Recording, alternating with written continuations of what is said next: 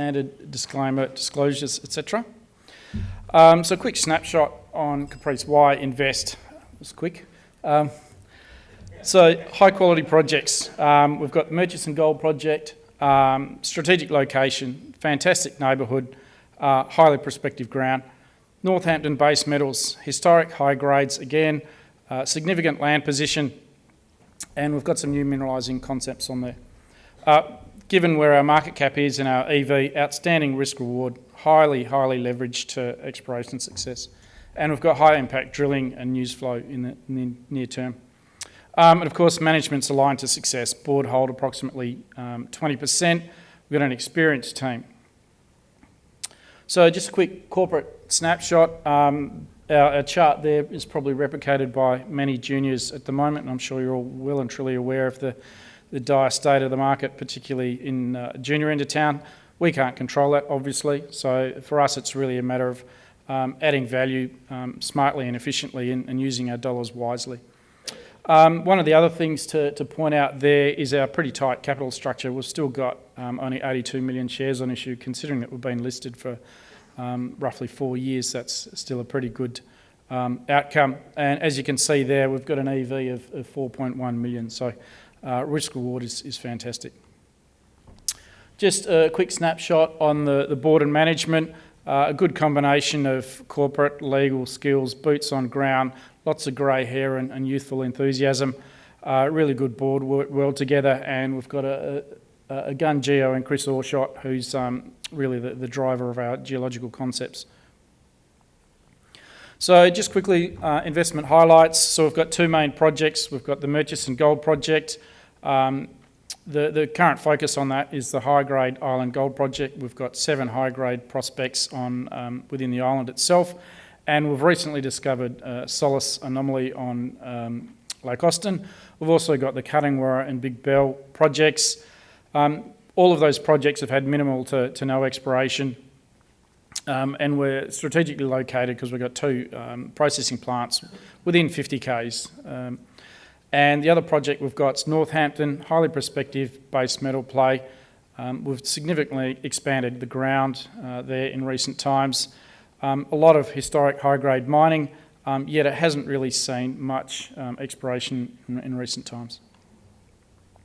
Zooming in a bit into the Murchison, Tier 1 location, over 15 million ounces has been found in this part of the world. A lot of very large deposits over a very long period of time. As I said, the Island Gold Project, the IGP, that's had historic small-scale but high-grade mining by the old-timers around the turn of last century. As I said, highly strategically located, 2 processing plants, one Tuckabianna with West Gold and Mount Magnet from Aurelius. We're located right next to the Great Northern Highway, so the infrastructure's really good. And we're surrounded on 3 sides by Musgrave minerals. We've got similar geology and similar structures to Musgrave. They've obviously had some fantastic exploration success. Their market cap's about 150 mil, ours is about 6 mil. And like I said, relatively low modern exploration, particularly on the island itself. On Lake Austin that surrounds the island. So zooming in a bit further, here's the Island Gold Project. We acquired this in October 2020 from a privately owned group. They were previously focusing on high-grade, small-scale mining. So most of the exploration that they did was in and around those red dots. So the island itself covers about 25% of our tenure there. We've identified a mineralised corridor of about 4.5 k strike, and the gold's located within banded irons. The other 75% is under what we Lake Austin, which has got lake cover, and hasn't really been touched up until February this year when we did our first pass air core on what we're calling Solace. So I've been pretty active over the last 12 to 18 months. We've, as you can see there from those pictures, RC drilling on the island, we've done about 10,000 metres over the past 12 months, and air core drilling at Solace, we've delineated a really interesting large-scale anomaly. So the RC drilling that we did, focusing on the island, we've identified 7 high-grade prospects so far. Initially we were following up on the historic workings, but we recently expanded that significantly to test the strike length of some of the BIFs there. And as you can see, I'm not going to go through all of those results, but we got some pretty good results from that RC program. And the other thing to point out too is that most of the drilling's been shallow and with a depth of less than 100 metres. So there's a lot more work to do, as we can see multiple high-grade prospects there. The really exciting part, even though we discovered a lot of those high grades on the island, is actually Solace. So this is on the southern fringe of Lake Austin. This is the very first time that we stepped off the island, and we did a large broad-spaced air core program. So this is on the fringes of Lake Austin, so we had to drill through about 10 metres of sedimentary lake cover. Was an outstanding success. We discovered a 1 kilometre long gold anomaly with some quite reasonable grades, particularly for a first pass air core. We were looking at anything sort of north of 0.1 gram per tonne gold, so we could hone in, but we got some very, very good grades, and also relatively continuous and contiguous. So as I said, it's an outstanding result. It's never been drilled before at any point in time over the past 100 plus years because it's under lake. It's a very large anomaly. I've said it's over 1K, but it's probably closer to 1.5 Ks, and it's still open to the north and south. And it also provides, it's a proof of concept that it's worthwhile testing the lake and continuing testing in the centre of the lake. So early days at Solace, but very, very promising. As you can see, we've done infill drilling. You can see the cross sections there. The gold anomalism is associated with shearing, alteration and quartz veining. The average hole depth of the air core only got down to about 30 metres once it hit fresh rock. So we're looking at following this up with an RC program starting within a couple of weeks, and that's going to drill down to about 100 metres. Just a quick snapshot on some of the other projects that we've got. Cuddingwarra and Big Bell South. These are still very much prospective and underexplored. We only picked these up last year.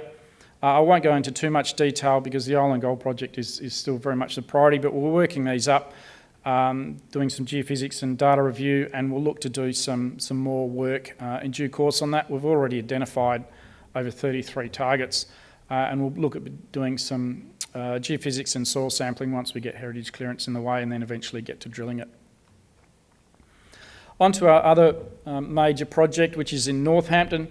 This is a really, really exciting base metals project. High-grade historical workings like the Island Gold project. However, we've got some different mineralising concepts here.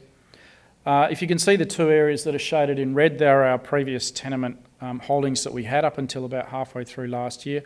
We reassessed the geology and the structures in this area and decided that this area is really, really interesting. It's never really been looked for. There's over 100 high-grade base metal mines mined here between the mid-1800s and the 1970s. As you can see there, it's dominantly lead focused. However, a lot of the mines actually stopped mining when they got to the copper-rich zones.